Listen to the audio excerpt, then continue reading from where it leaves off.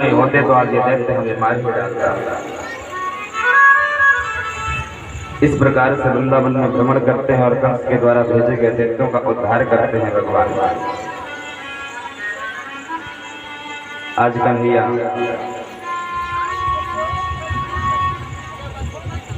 फिर से आए हैं बछड़े चराने के लिए, साथ में दाऊ भैया भी हैं।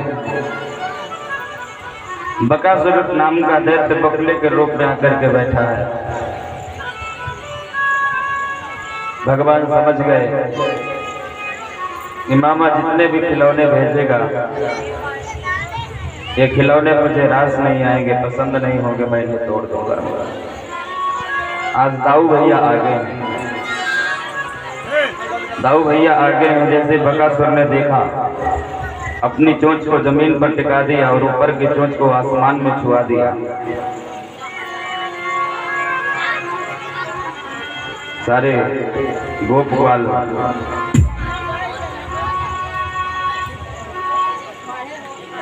उसकी चोंच को रोड समझ करके उससे चलते हुए चले जा रहे हैं।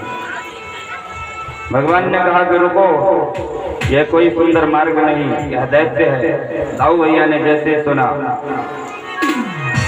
बगुले के रूप में बैठा हुआ बकासुर अपनी चोंच से प्रहार करना चाहता है, कन्हैया को भी निगलना चाहता है। कन्हैया को निगलता उसके पूर्व ही दाऊ भैया ने उसकी दोनों चोंच को पकड़ा और बीच से फाड़ दिया। उसका भी गोविंद आया, उसका भी उद्धार हुआ। इस प्रकार से भगवान वृंदावन में लीलाएं करते हैं। आज 5 वर्ष के हो गए हैं। 5 वर्ष के कन्हैया है। मैया से कहते हैं कि मैया देख, अब बछड़े चराते चराते मैं बोर हो गया हूँ, अब मुझे तो गौ चराने की आज्ञा दे। अष्टमी का समय है, गोपाष्टमी।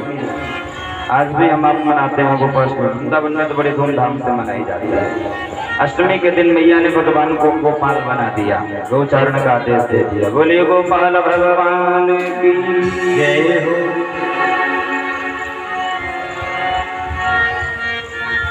भगवान गौचारण करते हैं,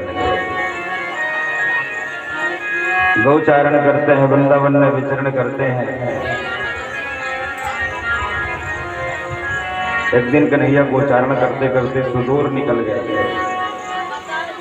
कुछ दूर पर कुछ यज्ञ पत्नियां थी, ब्राह्मण पत्नियां थी। उनके पति यज्ञ कर रहे थे। भगवान की लीला को श्रवण की थी, देखी नहीं थी। बड़ी भक्ता थी भगवान। भगवान ने सोचा इनका भी उद्धार होना चाहिए। दाऊ भैया भी है साथ में। सुदूर जाने के बाद ग्वाल वालों से कहा, यहाँ से कुछ दूर पर कुछ ब्राह्मण यज्ञ कर रहे हैं, उनके पास जाओ और उनसे कहना कि गोचारण के लिए कृष्ण और बलराम आए हैं, उन्हें भूख लगी है और उन्होंने प्रसाद मांगा है। गोप ग्वाल जाते हैं प्रसाद मांगने के लिए, ब्राह्मणों से मांगे, ब्राह्मण कुछ नहीं बोले क्योंकि वो यज्ञ कर रहे हैं। कुछ नहीं बोले, लौट आए।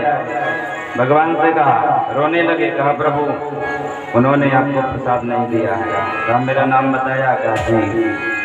किसके पास गए हो? कहा ब्राह्मणों के पास। कहा गलत किए हो, तुम्हें भूख लगती है तो पापा से मांगते होगी, मम्मी से, मैया से मांगते होगी, बाबा से मांगते हो। तुम्हें मैया के पास जाना चाहिए। माँ के अंदर वात्सल्य भरा हुआ होता है। बेटा भूखा है ये माँ को पता चल जाए और 2 दिन बेटा भूखा रहे तो मैया 1 महीना भोजन नहीं करेगी। पुनः जाओ मैया के पास जाना और कहना कि मन में कृष्ण और बलराम गोचारण के लिए तो आए, उन्हें भूख लगी, उन्होंने प्रसाद किया, काम शक्ति। गोप ग्वाल जाते हैं। ब्राह्मण देखते ही रह गए, अंदर प्रविष्ट हो गए, कुटिया में गए। ब्राह्मण पत्नियां थी, प्रणाम किए। कहा हमें कृष्ण और बलराम ने भेजा है, गोचारण के लिए वन में आए हैं, भोजन प्रसादी मांगे हैं। जैसी माताओं ने सुना तो हृदय गदगद हो गया, मन प्रफुल्लित हो गया। जिनकी लीलाओं को आज तक हम सुनते ही थे, आज वो इसी वन में आए हैं, जरूर उनका दर्शन करेंगे और भोजन प्रसाद कराएंगे। 56 प्रकार का भोजन लेकर के चल दी वन में। ब्राह्मण देखते ही रह गए, माला जप रहे थे, मुख से बोल नहीं सकते थे। देवियों ने सोचा कि अगर पति की तरफ देखेगी, नजर से नजर मिल जाएगी तो नजरों से मना कर देंगे कि नहीं जाना है, तो आज्ञा मानना पड़ेगा। इसलिए बड़ा 1 हाथ का लंबा घूंघट किया और पति की ओर नहीं देखी। सीधे दरवाजे से निकली, चली जा रही है तो ब्राह्मण हूँ करके चिल्ला रहे हैं, हूँ। रुको, कहाँ जा रही है? ध्यान नहीं दिया और 56 प्रकार का भोजन लेकर के वन में भगवान के पास पहुंच जाते हैं। भगवान ने जैसे देखा उनका स्वागत किया। हे महाभाव, हे महाभागव, आपका स्वागत है, आइए पधारिए। भगवान को देख करके हर्षित हो गई वो यज्ञ पत्नियां, ब्राह्मण पत्नियां। भगवान को प्रसाद अर्पण किया। भगवान कहते हैं कि तुम्हारा आगमन किस हेतु से हुआ? तुम्हारे पति इस समय यज्ञ कर रहे हैं, यज्ञ की क्रिया को छोड़ करके तुम हमारे पास आई हो, यह अधर्म है। तुम अपने पतियों के पास वापस चले जाओ, भोजन प्रसादी यहीं रख दो, हम प्रसाद पा लेंगे। और यज्ञ पत्नियां कहती हैं कि हे प्रभु, जब जगतपति सामने हो, इस लौकिक चित्रांकन वाले पति का क्या करना है?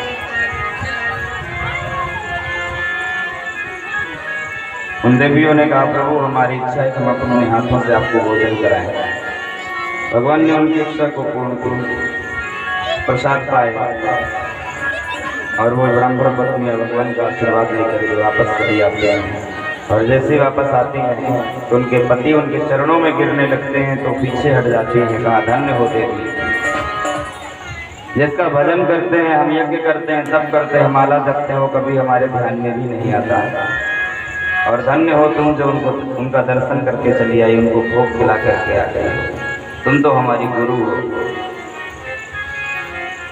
आज भी अगर माना जाए तो पत्नी एक रूप से गुरु होती है। अगर आपको अंधकार से प्रकाश में लाने का कार्य करती है तो आपका गुरु हो।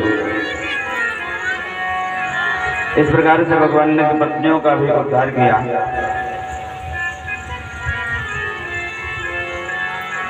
एक बार अपने सखाओं के साथ में बछड़े चराने के लिए भगवान गए थे। सखाओं के मध्य में बैठे थे। श्री रामा नाम के सखा से कहते हैं, सखा मैंने तुम्हारे यहाँ का भोग पाया है, बाल भोग पाया है, बड़ा सुंदर था। बाल सुख से कहते हैं तुम्हारे यहाँ का भी प्रसाद बड़ा सुंदर था। मधुमंगल नाम का एक सखा था, पूर्णमासी का पुत्र था, ब्राह्मणी का पुत्र था। इसके घर में निर्धनता थी, बड़ा दुबला पतला था, कृष्ण के साथ नहीं रहता था।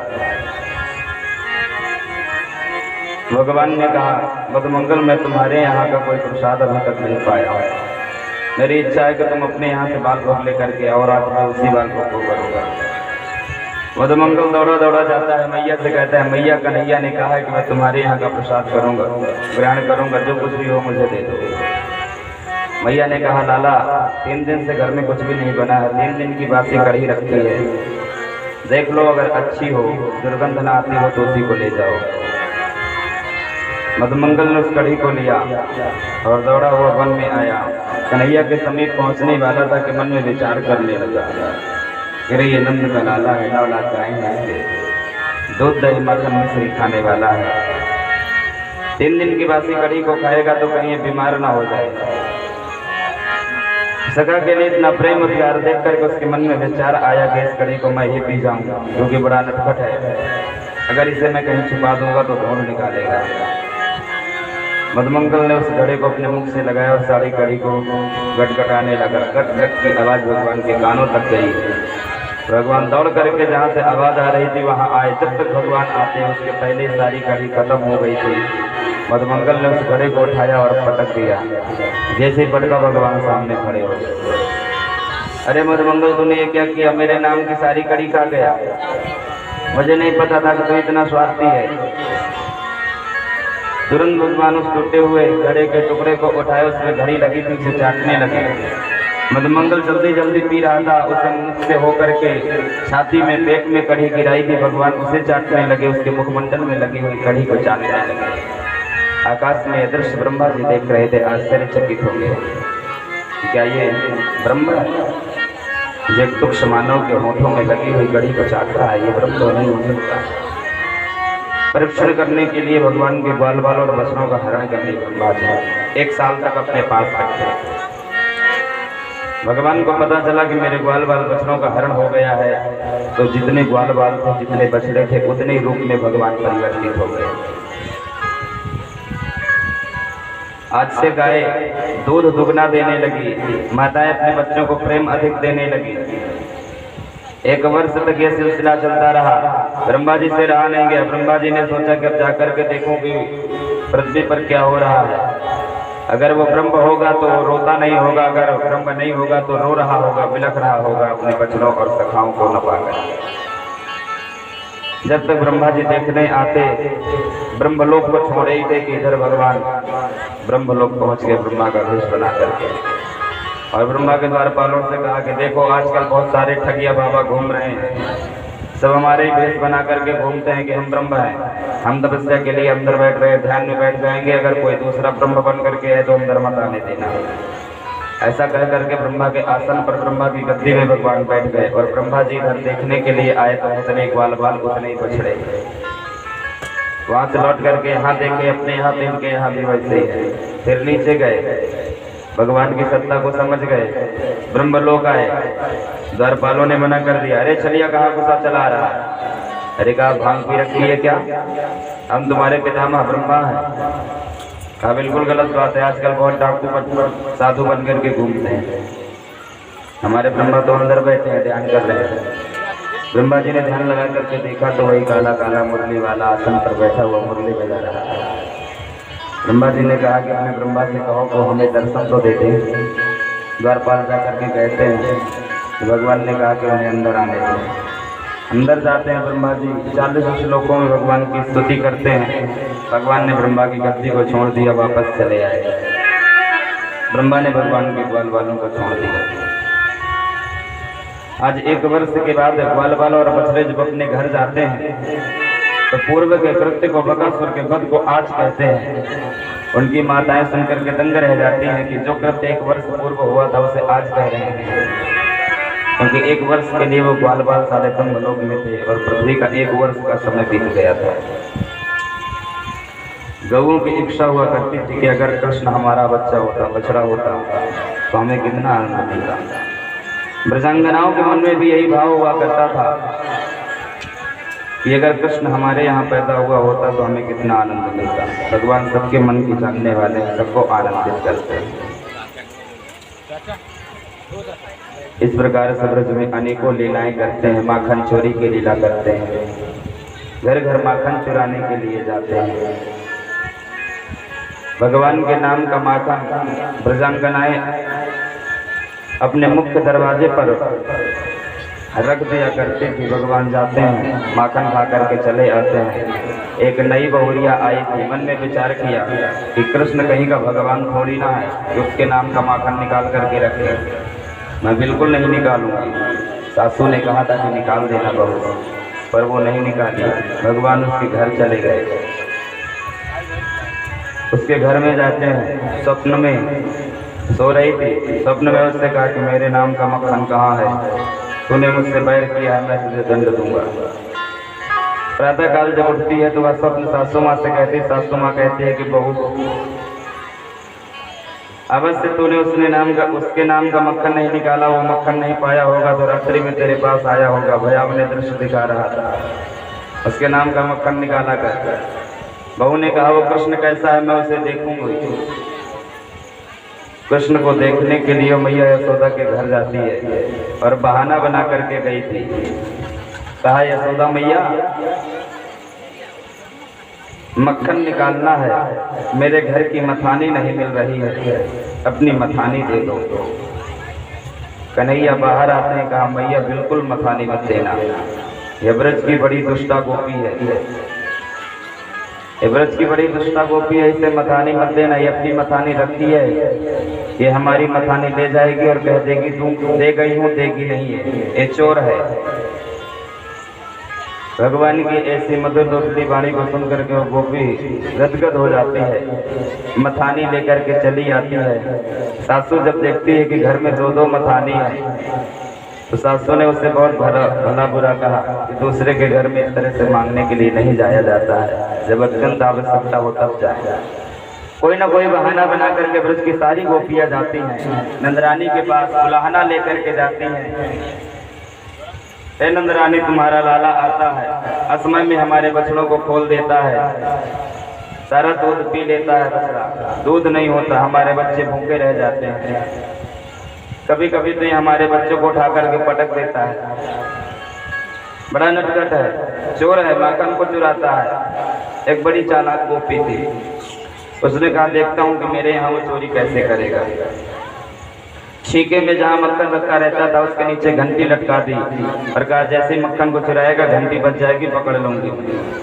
मैया कहती थी कि मेरा लाला चोर है तो उसे पकड़ करके लाओ, सबूत लाओ तब मैं मानूंगी। 9 लाख मेरे यहाँ गाय, इतना दूध दही मक्खन होता है, तुम्हारे घर चोरी करने क्यों जाएगा? उसने गोपी ने कहा कि आज सबूत मैं लेकर के रहूंगा। भगवान के साथ में ग्वाल वाला है, बंदर है, अपने सभी सखा परिकर के साथ में एक मंडल समिति बनाई थी भगवान ने, बाल गोपाल चौर विद्या प्रचार प्रसार मंडल, उसके अध्यक्ष स्वयं भगवान। कहा चलो आज इस गोपी के यहाँ चोरी करना है। गए और घंटी से प्रार्थना की, हे घंटी देख, जब तक मैं चोरी करूं तो बजना नहीं। घंटी ने कहा बिल्कुल नहीं बजूंगी प्रभु। खूब भगवान माखन को चुराए, ग्वाल वालों को खिलाया, बंदरों को खिलाया, और जब सबको खिला दिया और जब भगवान स्वयं अपने मुख से मक्खन को लगाए तो घंटी बजने लगी।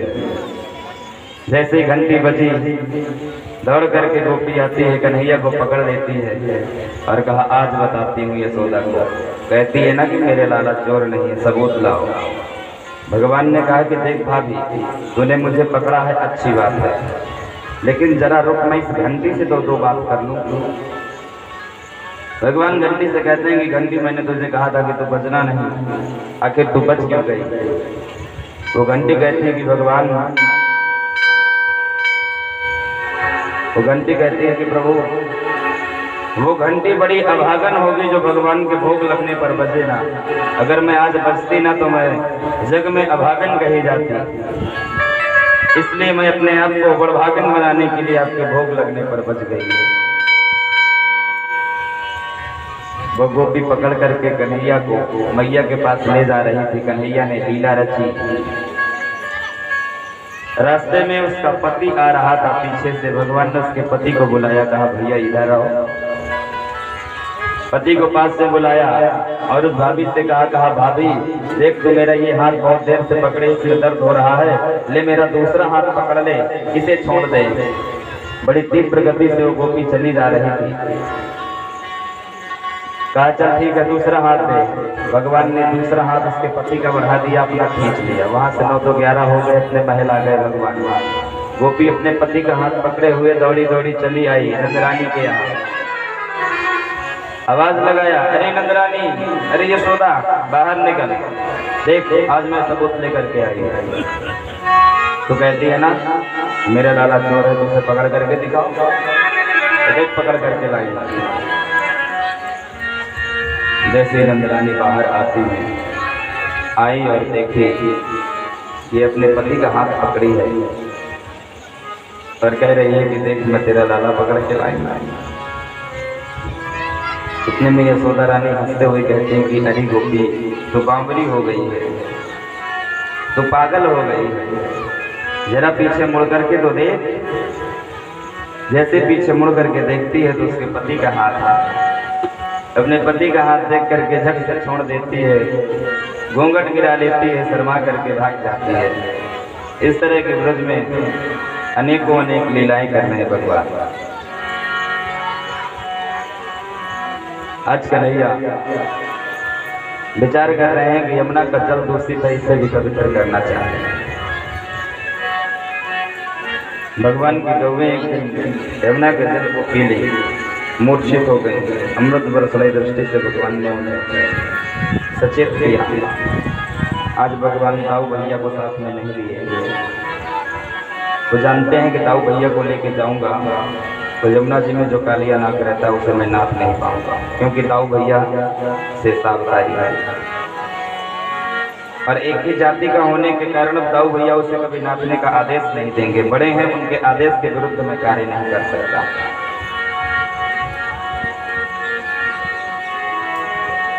कई जगह तो लेखन आता है कि भगवान गेंद खेलने की लीला करते हैं। टीवी सीरियलों में भी दिखाया जाता है, किताबों में भी पढ़ा है कि भगवान गेंद खेलने के लिए गए थे। गेंद में लात मारी, यमुना जी में गई थी, कालीनाग बना था। महाभारत के अनुसार नंद बाबा से कर मांगा गया था कि यमुना जी में कालिया नाग के जहाँ रहता था उस तरह के ऊपर एक कमल का पुष्प था। कंस ने उस कमल का पुष्प नंद बाबा से कर के रूप में मांगा था, तो भगवान ने उस कमल पुष्प को लेने के लिए गए थे और कालीनाग को नाता था कमल पुष्प तोड़ करके लाए। भागवत जी में ऐसा कहीं भी वर्णन नहीं है कि कमल पुष्प के लिए गए हैं या गेंद खेलने के लिए गए हैं। सीधा वर्णन है, भगवान को उच्चारण करते करते यमुना जी के पुलिन पर पहुंचे, गौओं ने जल पिया, मूर्छित हुई, भगवान को ज्ञात हुआ, छलांग लगा करके कूद जाते हैं। और जैसे ही छलांग लगाते हैं भगवान, यमुना जी में काली दह में अंदर गए। उस समय कालिया नाग सो रहा था। कालिया नाग की नाग पत्नियां थी। उन्होंने जब देखा सुकुमार कोमल बालक को तो कहने लगी, अरे बालक बड़ा कोमल है, बड़ा सुकुमार है, तो कौन है तो कहाँ से आया है? क्या मेरे पति का स्वभाव नहीं जानता? कहीं ऐसा ना हो कि ये जाग जाए, इनके जागने के पूर्व ही तो यहाँ से भाग जाए। भगवान कहते हैं कि मैं तेरे पति से ही मिलने के लिए आया हूँ, जरा जगा दे अपने पति को, मैं देखूं तो। नाग पत्नियां बहुत कहती हैं कि लौट जाओ, नहीं लौटी तो नाग पत्नियों को क्रोध आया। क्रोध के अभ्यास में पति को जगाना ही चाहते हैं कि भगवान ने कालिया नाग की पूंछ पर पादप प्रहार किया, उसकी निद्रा टूटी। और सोते हुए व्यक्ति को जब जगाया जाता है तो उसे क्रोध आता है, अगर नींद नहीं पूरी है। कालिया नाग भी फुफकारता है, जैसे फुफकारा तो भगवान का शरीर काला हो गया। एक तो वैसे ही वो सामने थे और कालिया नाग के फुफकार से और सामने हो गए, काले हो गए। मारना चाहता है, 108 फन है इसके, अपने फनों का बड़ा अहंकार है। एक एक फन से भगवान को मारना चाहता है, जिस फन से डसना चाहता है भगवान उस फन में लात मार करके उससे कुचल देते हैं। कालिया नाग को अहंकार है कि कितने फन को ये कुचलेगा, ये थक जाएगा, बालक है। अगर मेरा एक फन भी इसके शरीर से स्पर्श हो गया, जहर चला गया तो उतना ही पर्याप्त है। 1 2 3 4 10 20 50 100 फनों को भगवान ने उछल उछल करके तांडव नृत्य करके कुचल दिया। जब सारे फन कुचल दिए गए, बलहीन होकर के कालिया नाग लेट गया, तब नाग पत्नियां प्रार्थना करते हैं भगवान से, हे प्रभु, हमारे पति ने जो अपराध किया है उस अपराध के लिए हम क्षमा प्रार्थी हैं, क्षमा मांगते हैं। आप आते ही हमें माता कहे थे, तो क्या कोई बालक अपनी माता का सुहाग उजाड़ना चाहेगा, अपनी माँ के मांग का सिंदूर धोना चाहेगा? अगर तुमने हमें माँ कहा हो तो हमारे सुहाग को छोड़ दो, हम पर कृपा करो। नागराज भी भगवान से प्रार्थना करने लगा, भगवान प्रसन्न हो जाते हैं। भगवान के सन्मुख खड़ा होकर के नागराज आज बात करता है कि प्रभु आप मुझे ये बताएं कि मुझे किसने बनाया है। एक बात आपको बता दें, भगवान के सन्मुख खड़े होकर के 3 व्यक्ति ने ही बात की है।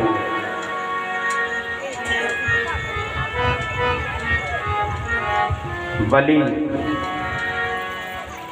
भगवान वामन के सन्मुख खड़े होकर के बात की है, अरे प्रभु आप तो हमारे यहाँ भिखारी बन करके आए थे, मांगने के लिए आए थे, हम आपसे क्या मांगेंगे, भिखारी से हम कभी मांगते नहीं हैं।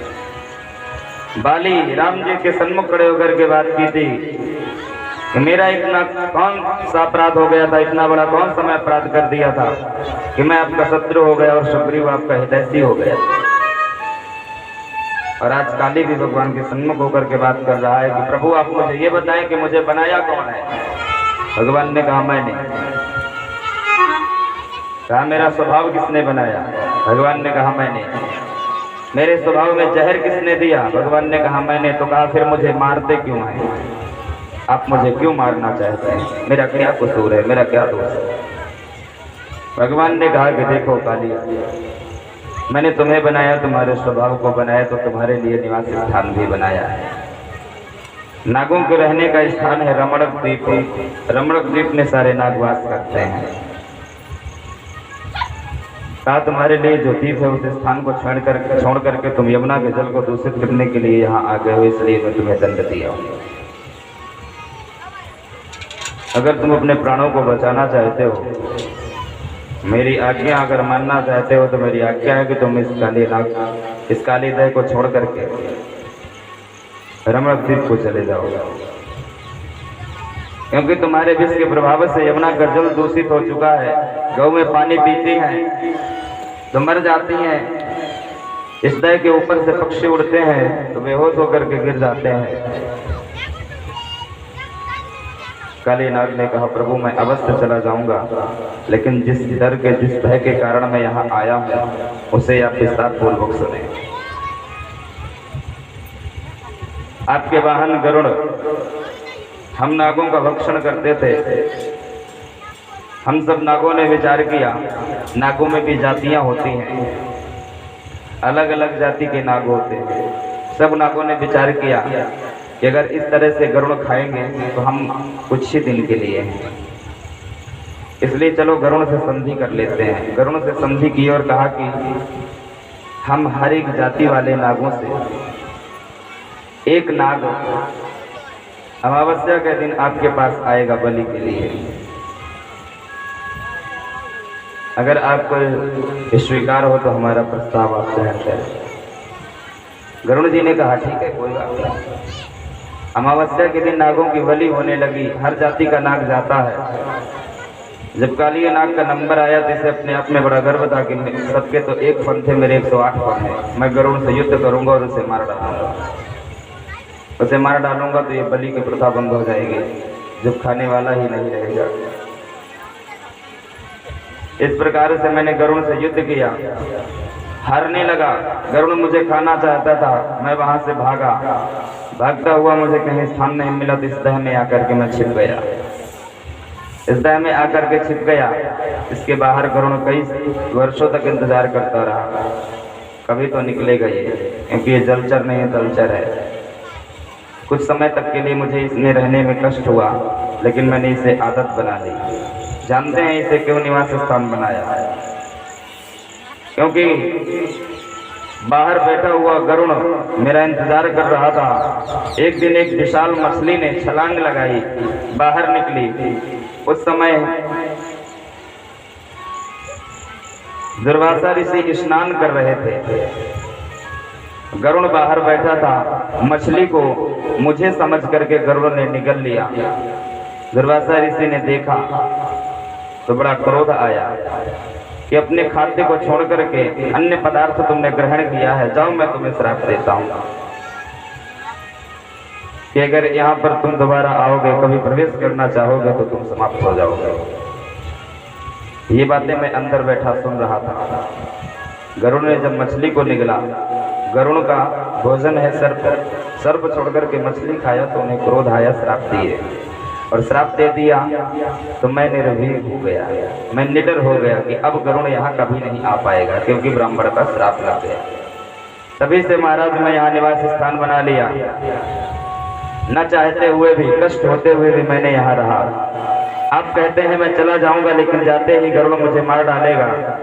भगवान ने कहा तुम चिंता मत करो, तुम्हारे समस्त फनों पर मैंने नृत्य किया है, मेरे पैर के निशान बने हैं। जब भी गरुड़ आए तो तुम गरुड़ के सामने अपने फन कर देना। मेरे पद चिन्हों को देख करके गरुड़ नतमस्तक हो जाएगा, लौट जाएगा। कालीनाथ भगवान की बात माना, अपने फनों पर भगवान को बिठाया और काली दह के ऊपर आने लगा। ये बात जब इधर नंद बाबा और यशोदा रानी को पता चली कि हमारा लाला यमुना जी में काली दह में कूद गया है, तो बड़ी व्याकुल हुई यशोदा जी। बड़े पूजा पाठ करने के बाद, यज्ञादि क्रियाएं करने के बाद, ब्राह्मणों और संतों का सम्मान करने के बाद, दान देने के बाद चौथे पन में हमें लाला प्राप्त हुआ था। यमुना जी का इतना विषैला दूषित जल है, उसमें कूद गया है, कैसे बचेगा? अरे कोई है जो मेरे लाला को बचाए। यमुना जी के दूषित जल है, काली नाग रहता है, बड़ा भयंकर विषय, उसमें मर जाएगा, कोई बचाओ। दौड़ती हुई, चिल्लाती हुई, चीखती हुई यमुना जी के तट पर आ गई यशोदा। यशोदा जी के साथ में सारे ब्रजवासी भागते हुए चले आए। इसमें को डालो, दौड़ते हुए भागते हुए आ रहे हैं। नंद बाबा गौशाला में थे, वो भी भागते हुए आए, टकटकी लगा करके देख रहे हैं जहां कन्हैया कूदे हैं। उस जगह से पानी का बुदबुदा दिखाई दिया। उस बुदबुदे को देख करके मैया व्याकुल हो जाती है। इसकी आवाज क्या हो गई?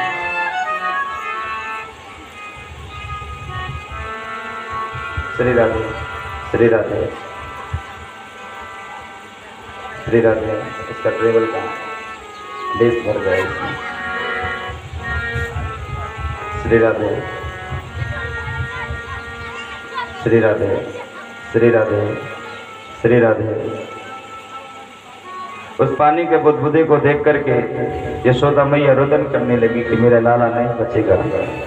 यमुना जी के दूषित जल में चला गया है, अब इसे कौन बचाएगा? अरे कोई है, नंद बाबा, दाऊ भैया, श्री दामा, कोई तो बचाओ, कोई तो बचाओ मेरे लाला को। रुदन कर रही है, व्याकुल है, विलाप कर रहे हैं। प्राणों से प्यारा मेरा कन्हैया, प्राणों से प्यारा मेरा कन्हैया, काली दह में मरा जा रहा है, काली दह में मरा जा रहा है। प्राणों से प्यारा मेरा कन्हैया, प्राणों से प्यारा मेरा कन्हैया, काली दह में मरा जा रहा है, काली दह में मरा जा रहा है।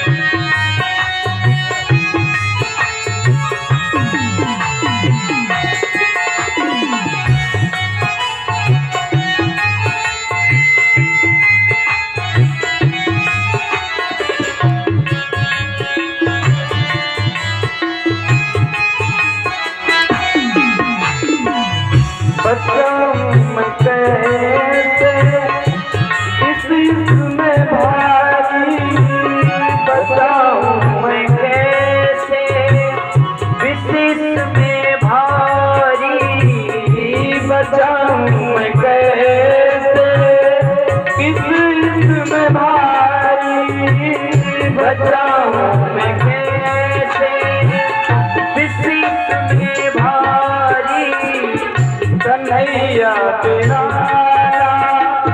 जिंदगी हमारी, कन्हैया तेरा जिंदगी हमारी, सीने से लगता प्यारे कन्हैया, सीने से लगेगा प्यारे कन्हैया, सीने से लगता प्यारे कन्हैया, सीने से लगेगा प्यारे कन्हैया।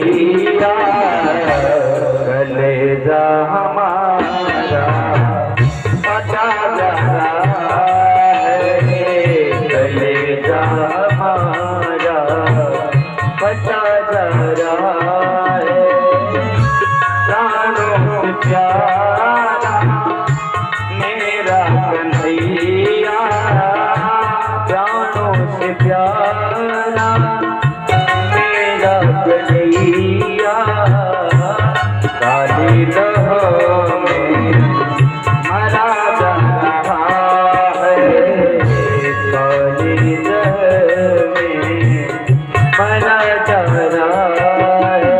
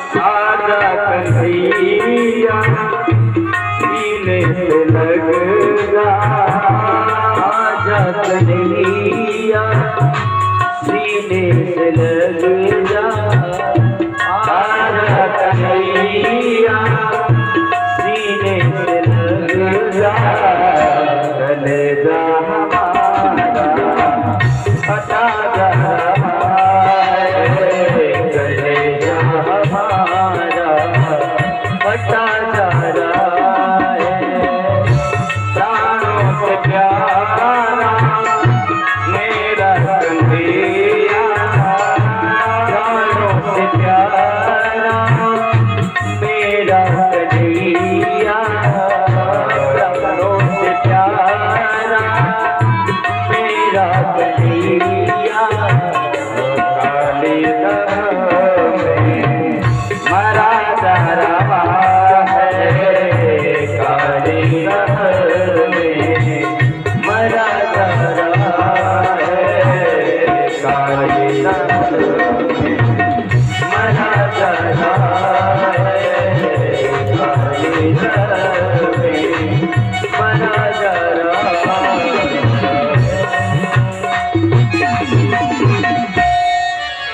रुदन करते हुए विराम करते हुए माँ यशोदा रो रही है। उधर कालीनाग भगवान को अपने फण में बैठा करके ऊपर लेकर के आया। जैसे ही ऊपर आया भगवान का सिर दिखाई दिया, सारे ब्रजवासी प्रसन्न होने लगे।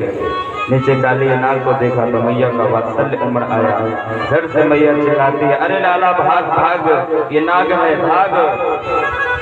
भगवान कहते हैं मैया तो परेशान न हो, ये नाग मेरा चेला बन गया है, ये मुझे कुछ नहीं करेगा। भगवान को से आदेश देते हैं, कालीनाग रमणद्वीप को चला जाता है। इस प्रकार से भगवान ने यमुना के जल को शुद्ध किया। ब्रज में अनेकों अनेक लीलाएं करते हैं। आज मैया 56 प्रकार के पकवान बना रही है। मैया आज 56 प्रकार के पकवान बना रही है।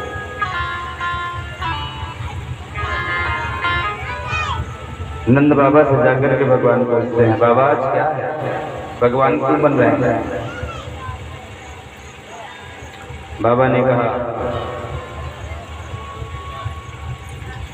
जब हमें किसी देव की पूजन की आवश्यकता होती है तो हम 56 प्रकार के पकवान बना करके पूजन करते हैं।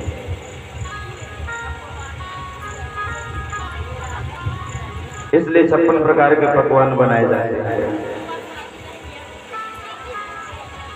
सारे ब्रजवासी जब भगवान की पूजा करते हैं तो 56 प्रकार का पकवान बना करके पूजा करते हैं।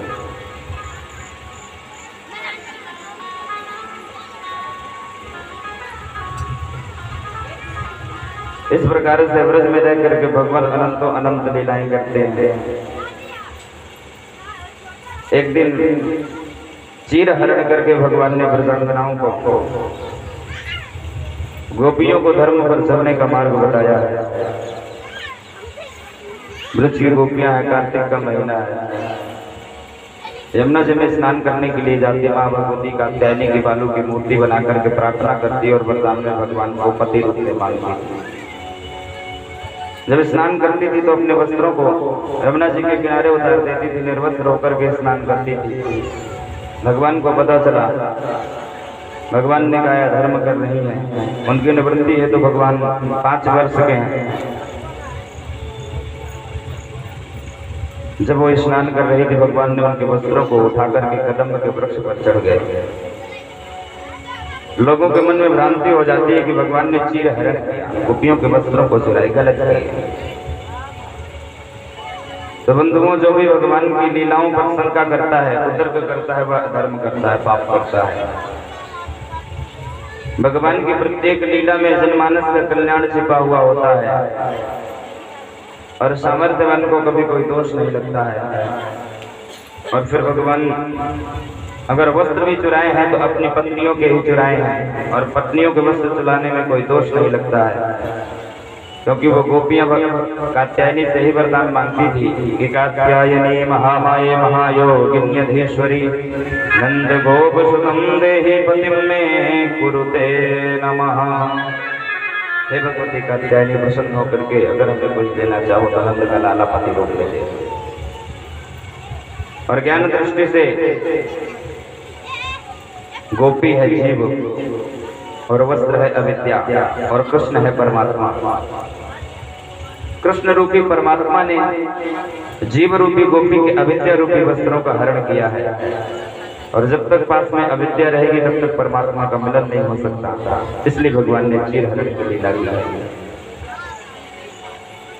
भगवान ने गोपियों के वस्त्रों को लेकर के कदम के वृक्ष पर चढ़े। गोपियों को जब पता चला कि हमारे घाट पर वस्त्र नहीं है, इधर उधर देखती हैं, कदम के वृक्ष पर नजर गई, कन्हैया वस्त्रों को लिए बैठे हैं, प्रार्थना करती हैं।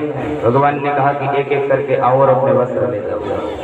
कहा कन्हैया ये गलत है, अलग अलग वर्ण की गोपियां हैं, ब्राह्मण क्षत्रिय वैश्य शूद्र, अपने अपने अनुरूप कहा। ब्राह्मण वर्ण की गोपियों ने कहा कि ये गलत है, ये धर्म है।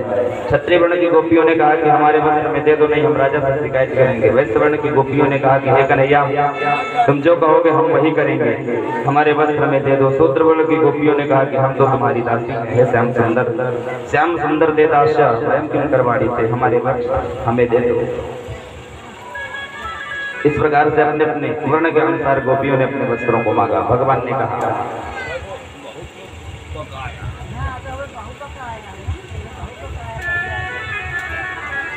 कहा एक एक करके मेरे पास आओ, क्योंकि तुमने वरुण भगवान का अपराध किया है। जल में वरुण देव का वास है और अपने हाथ जोड़ करके आओ। वरुण भगवान से प्रार्थना करती हुई, हे वरुण देव हमसे गलती हो गई, निर्वस्त्र होकर के जल में स्नान नहीं करना चाहिए, इसलिए हाथ जोड़ करके हमारे पास और अपने वस्त्रों को ले जाओ। कहा हमें लज्जा आती है। कहा लज्जा क्यों आती है? कात्यायनी से क्या मांगती हो वरदान में? कहा तुम्हें मांगती है पति रूप में, तो कहा पति के सामने कैसी लज्जा। गोपियां निर्लज्ज होकर के लज्जा को त्याग करके, क्योंकि परमात्मा का अगर मिलन करना है, ये कोई साधारण गोपियां भी नहीं है बंधुओं, ये कोई साधारण गोपियां नहीं है। रामावतार में जब दंडक वन में प्रभु श्री राम भ्रमण कर रहे थे, घूम रहे थे, तो ऋषि मुनियों के मन में विचार आया था कि हम भगवान के चरणों की सेवा करें। तब भगवान ने वरदान दिया था कि इस युग में तो नहीं, इस जन्म में तो नहीं, अगले युग में मैं कृष्ण बन करके आऊंगा, तब तुम गोपी बन करके आना, तुम्हें सेवा करने का पूर्ण अवसर प्राप्त होगा। जब मत्स्य अवतार हुआ था भगवान का, तो मत्स्य कन्याएं देखी थी, वो भी मोहित हो गई थी, वो भी इस युग में गोपी बन करके आई है। समुद्र मंथन के समय मंदराचल पर्वत दबा जा रहा था, तो कश्यप का अवतार लिए थे भगवान। तो जलचर जंतुओं की कन्याओं ने देखा तो मोहित होकर के भगवान से प्रार्थना की, तो भगवान ने उन्हें भी वरदान दिया कि जब मैं कृष्ण के अवतार में आऊंगा तो गोपी बन करके आना। वेदों की ऊंचाई है गोपी हैं, ये सब बन करके आई है भगवान की सब अनंत लीलाएं हैं। भगवान ने उन गोपियों को वस्त्र लौटा दिए, एक एक करके गोपी आई वस्त्रों के लिए अपने अपने गंतव्य हो गए। इस प्रकार से भगवान ब्रज में अनेकों लीलाएं करते हैं। गोपियों को वरदान दिए थे कि आने वाले शरद रात्रि के दिन मैं तुम्हारे साथ रास विहार करूंगा। आज जैसे घर में आते हैं देखते हैं कि 56 प्रकार के पकवान बने हैं। नंद बाबा से पूछे, बाबा ने कहा कि हमारे देवता है इंद्र और हम वार्षिक पूजा करते हैं इंद्र की। इंद्र की वार्षिक पूजा का समय आया है, क्योंकि इंद्र हमारे देवता है। वो वर्षा करते हैं तो खेती होती है, उस खेती से हम पकवान बना करके जो अनाज होता है पकवान बनाते हैं, भोग लगाते हैं। भगवान ने कहा, बाबा यह इंद्र की पूजा किस हेतु से करते हो? इंद्र तुम्हें कुछ नहीं देता है। कर्मणः जायते जन्तु कर्मणैव विलीयते, सुखम दुखम भक्षणं कर्मणैवाभिवर्धते, सब कर्म से ही मिलता है। सकल संपदा है जगमाहि कर्महीन नर पावत नहीं। अगर कर्म नहीं करते हैं तो कोई भी संपदा हम प्राप्त नहीं हो सकती। इसलिए हे बाबा ये इंद्र पूजा बंद करो और मेरी बात मानो तो हमारे प्रत्यक्ष देवता है गोवर्धन, गोवर्धन की पूजा करो। क्योंकि गोवर्धन पर्वत पर चढ़ करके हमारे गौएं जाती हैं, घास चरती हैं, यमुना जी का जल पीती हैं, दूध देती है, मक्खन बनता है, हम खाते पीते हैं, हृष्ट पुष्ट रहते हैं और उसी को बेच करके हमारी वृत्ति चलती है। सबसे बड़ा हमारा गोधन है और गोधन हमारा जिसके पालित हो वही हमारा देवता है। तो हमारे प्रत्यक्ष देवता है गोवर्धन। भगवान ने नंद बाबा से कहा, तो ये बात नंद बाबा को अच्छी लगी। सारे ब्रजवासियों को बुलाया और संदेश दिया कि देखो कन्हैया ऐसा कह रहा है, क्या ये उचित है? इंद्र पूजा बंद करके गोवर्धन पूजा करनी चाहिए। सारे ब्रजवासियों ने कह दिया कि ठीक है बाबा, अगर कन्हैया कह रहे हैं तो इंद्र पूजा बंद करके गोवर्धन पूजा करें।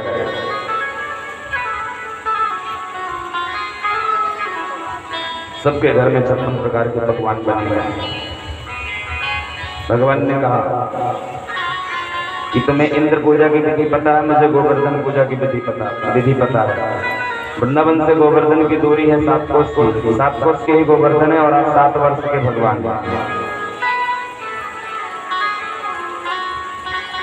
भगवान ने कहा छकड़े में अपने अपने 56 प्रकार के भोगों को रख लो, जल रख लो। जिस सामग्री से इंद्र की पूजा करते हो वही सामग्री रख लो, मेरा गोवर्धन उतने में ही प्रसन्न हो जाएगा। सबने अपनी अपनी सामग्री को छकड़े पर लादा और गोवर्धन पूजा के लिए गोवर्धन की तैयारी कर दी। आइए मानसिक रूप से हम आप सब भी गोवर्धन पूजा के लिए चले। गोवर्धन भगवान का पूजन करने के बाद आरती करेंगे। अगर हो सके तो आप लोग यथास्थान बैठे रहें, थोड़ा समय और लेंगे गोवर्धन पूजा के बाद आरती। तो मानसिक रूप से हमारे साथ चले गोवर्धन। ओम मत गोवर्धन को जाओ मेरे वीर, नाय माने मेरो मनवा। मत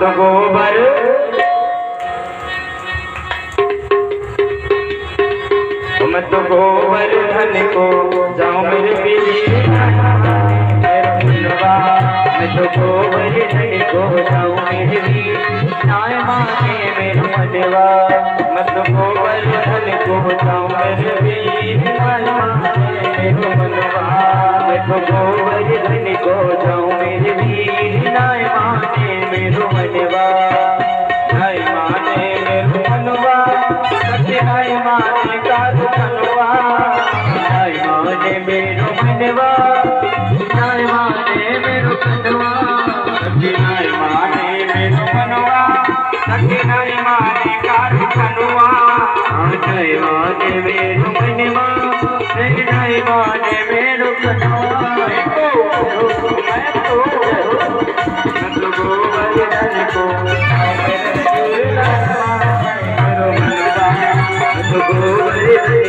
जाऊं मेरे वीर नाय माने मेरो मनवा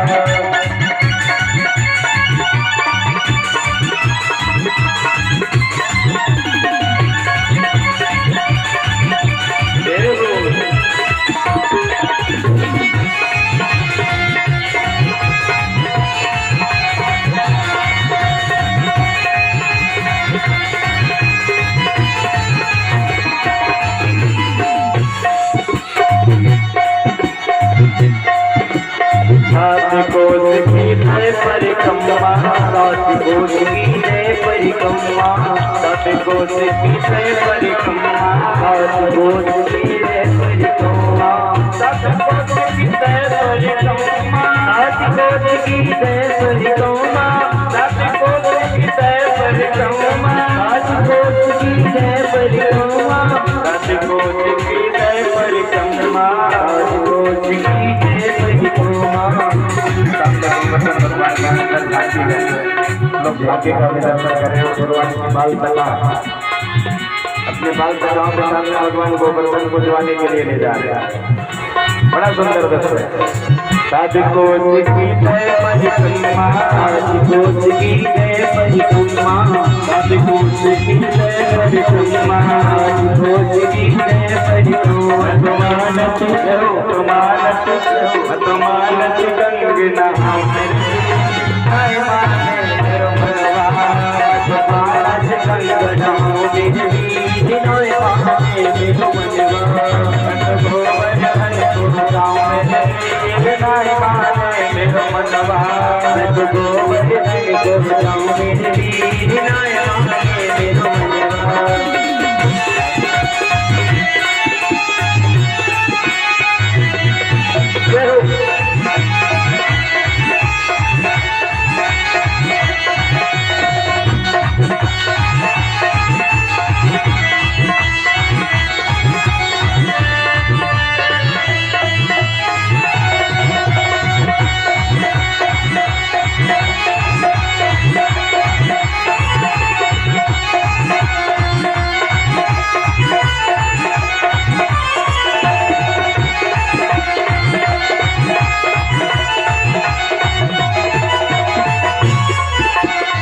सात शेर की करूं मैं चढ़ाई सात शेर की करूं मैं चढ़ाई सात शेर की करूं मैं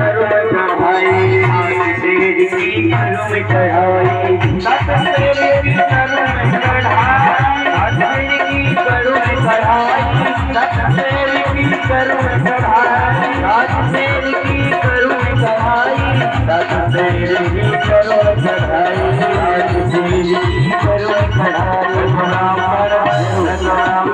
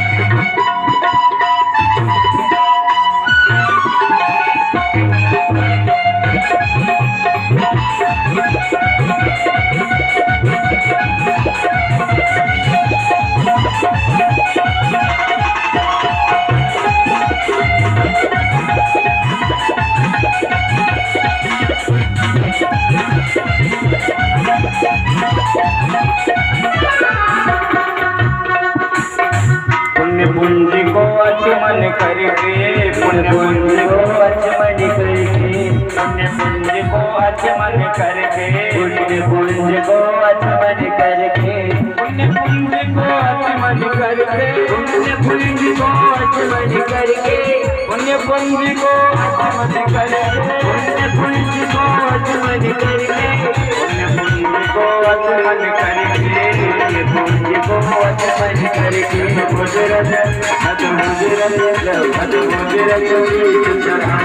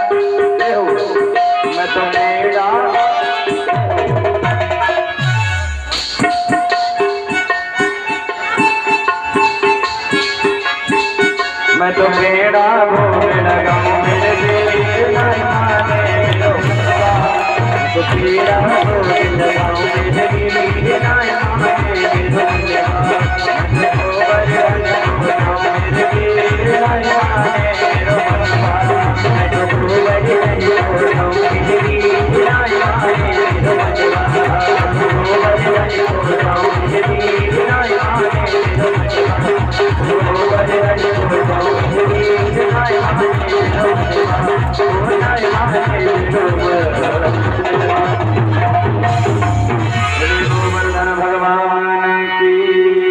लो इस प्रकार से सारे महिलाओं के झगड़े में अपने सामान को भोग प्रसादी को लादार गोवर्धन पहाड़ के पर्वत के पास पहुंच जाते हैं। बाबा पूछते हैं कि कहो कन्हैया तुम्हारी गोवर्धन की पूजा कैसी होगी? कहा जैसे इंद्र की पूजा करते हो वैसे ही करो। कहा क्या करें, पहले जल चढ़ाओ। जल चढ़ाए, एक लोटे जल में पर्वत का एक पत्थर भी नहीं भेजा। कहा लाला तुम्हारा गोवर्धन इतना बड़ा है, हम यमुना से जल लेकर के आएंगे तो 2 साल लग जाएगा, तब भी गोवर्धन पूरा नहीं नहा पाएंगे। कहा कोई बात नहीं, आंख बंद करो, मैं यमुना को यहीं बुलाता।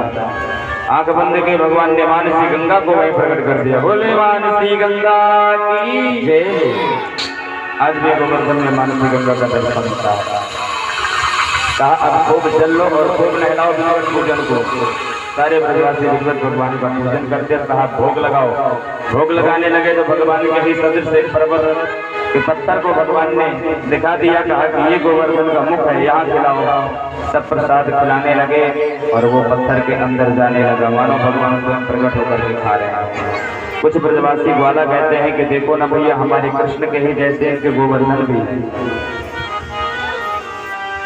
प्रसाद तो आया। सारे ब्रजवासी मन में सोच रहे कि अरे भैया कुछ तो बचा लो, प्रसाद हमारे लिए भी बच जाए। तुम्हारा गोवर्धन कई वर्षों का भूखा है, क्या पूरा खाया जा रहा है? इससे कहो थोड़ा प्रसाद हमारे लिए भी छोड़ दे। भगवान ने कहा कि थोड़ा थोड़ा प्रसाद सब लोग बचा ले, प्रसाद वितरण के लिए होगा।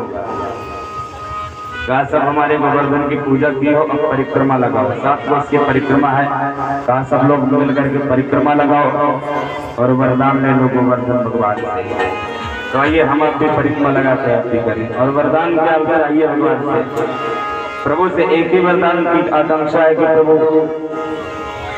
इस संसार में हमें सब कुछ प्राप्त हो गया है, बस आपका साथ नहीं है और बगैर आपके साथ के सब कुछ अधूरा है। प्रभु आप अगर कुछ देना ही चाहते हैं तो अपना साथ दे दीजिए हमें।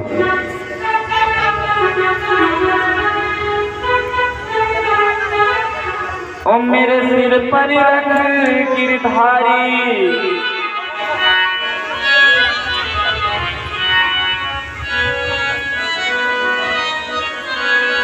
ओ मेरे सिर पर रख गिरधारी, अब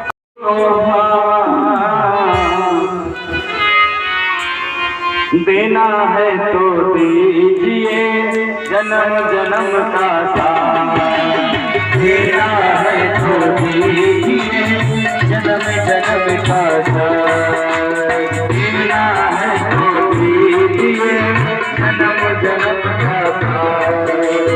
देना हो तो दीजिए जन्म जन्म का साथ। मेरे सिर पर रख गिरधारी, मेरे सिर पर रख गिरधारी, अपने ये फोटो मेरा है तो दीजिए जन्म जन्म का साथ। मेरा हो तो दीजिए जन्म जन्म का साथ।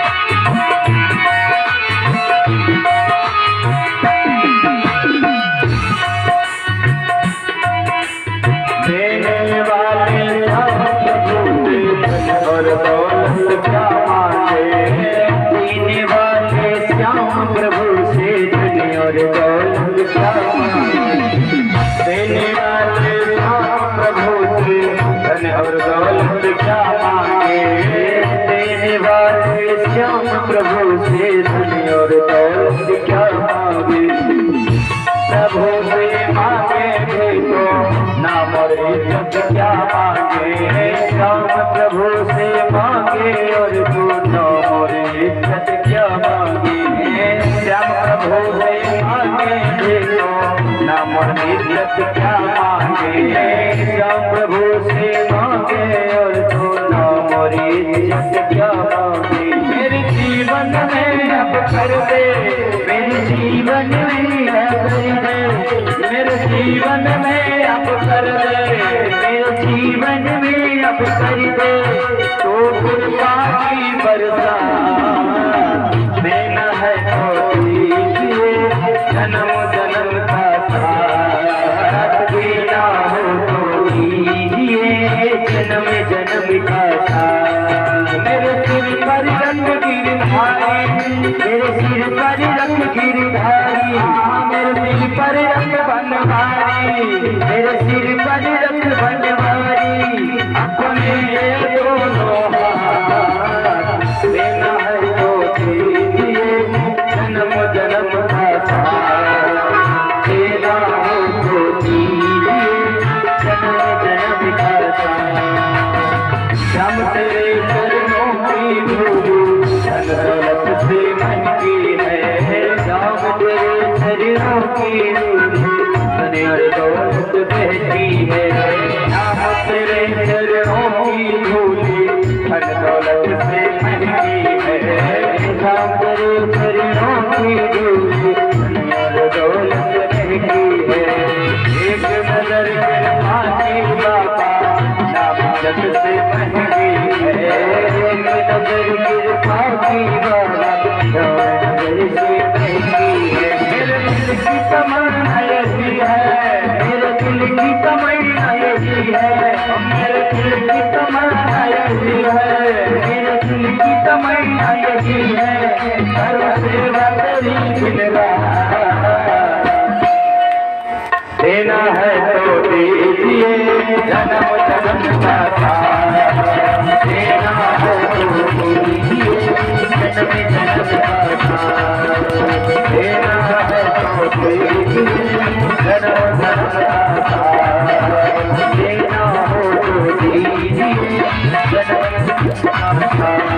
मेरे सिर पर रंग गिरधारी, मेरे सिर पर रंग गिरधारी, मेरे सिर पर रंग बनवारी, मेरे सिर पर रंग बनवारी, अपने दोनों हाथ जय हो देना है तो दीजिए, जन्म जन्म का साथ देना है तो दीजिए, जन्म जन्म का साथ देना है तो दीजिए, जन्म जन्म का साथ देना हो तो दीजिए, जन्म जन्म का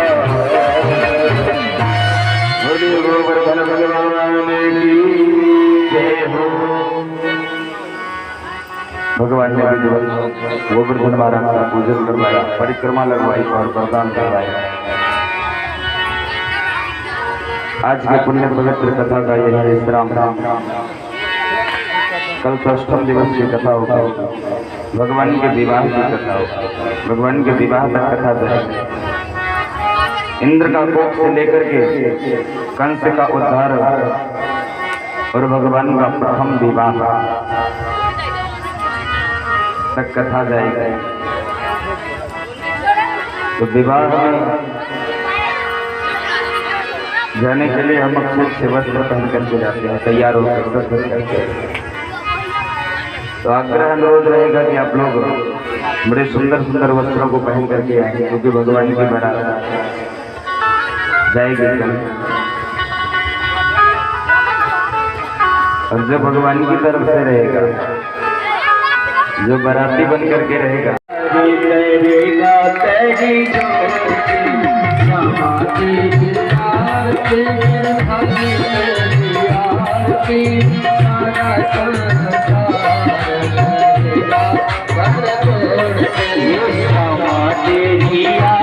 तेरी आरती तेरी आरती सारा संसार करेगा करोगे, क्षमा तेरी आरती गिरधारी तेरी आरती सारा संसार करेगा।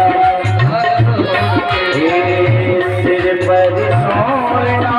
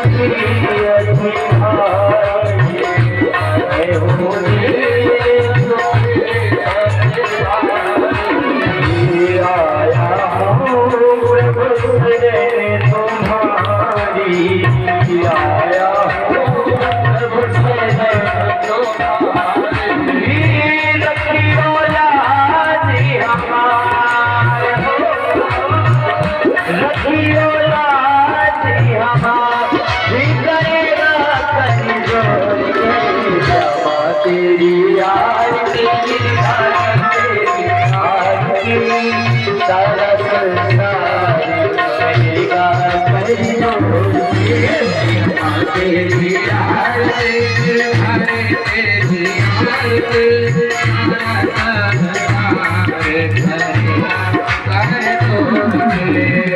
प्रेम सहित जो आरती गावे प्रेम सहित जो आरती गावे श्री राधा माधव पद भावे श्री राधा माधव पद भावे प्रेम सहित जो आरती गावे प्रेम सहित जो आरती गावे श्री राधा माधव पद पावे श्री राधा माधव पद पावे ओ पाया सुमिरन मार हो पायो सुमिरन मार करेगा कर जो रमा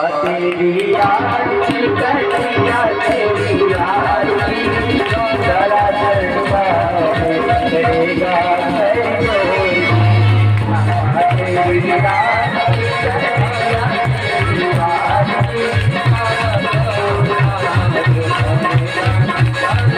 रमा तेरी आरती कन्हैया तेरी आरती सारा संसार करेगा कर जोड़ के रमा तेरी आरती कन्हैया तेरी आरती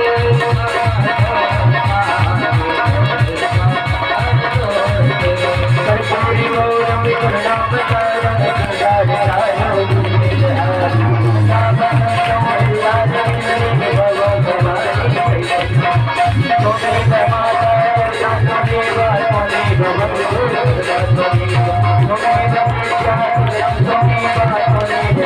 हरे गोविंदा गोपाला हरे मनोहर दिलाला गोविंदा गोपाला हरे मनोहर दिलाला गोविंदा गोपाला हरे मनोहर दिलाला जलयनो ज्योतिरीकरणं पुष्पैः देवादिवन्दनं